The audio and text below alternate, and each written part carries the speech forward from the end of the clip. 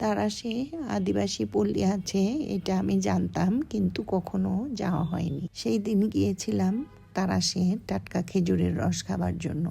সেখান থেকে আমরা আদিবাসী পল্লীতে গেলাম। এই এলাকার নাম হচ্ছে মাদাইনগর সঙ্গুইপাড়া।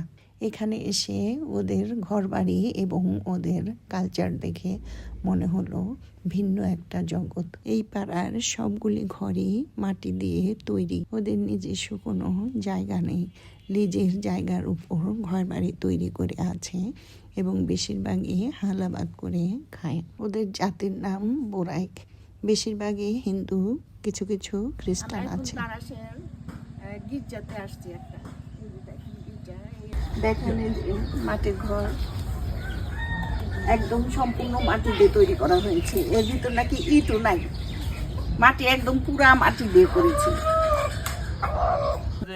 মনে করেন এই যে শিক্ষার জন্য আপনি যেটা বলতেছেন সে তার জন্য কোনো আমাদের স্কুল নাই।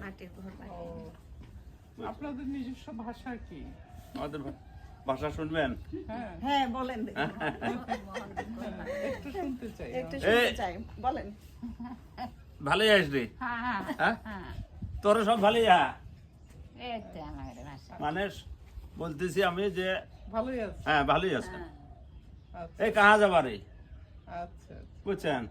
কাতিউন কাতা আপনাদের আঞ্চলিক ভাষা। আঞ্চলিক ভাষা। আমরা বাংলা কইবার পারি না, এইটাই কই আমরা। আচ্ছা, বাংলা ভাষার নাম কি? হ্যাঁ আপনাদের এই ভাষাটার নাম কি? এটা তো বলতে পারবো না। হাদি জানো এই ভাষাটার নাম? ভাষা শোনেন। ভাষাটা শোনেন, আচ্ছা কথা বলেন আপনারা, শুনি।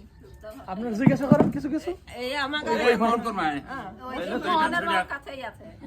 মানে আপা আপনি কিছু জিজ্ঞাসা করেন, তাহলে ওই ওনার ভাষাতে উত্তর দেবেনি দোভাষীর মতো। আচ্ছা আপনাদের মানে যে আদি বাড়ি কোথায়? আদি বাড়ি আমাদের আপনাদের ভাষাতে বলবেন। রাঁচি জেলা। রাঁচি।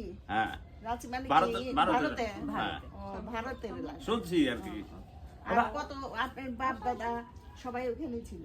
ওখানে বলে নাকি ছিল। আর এখানে বাংলাদেশে আপনার কি দাদা নাকি বাপের দাদা।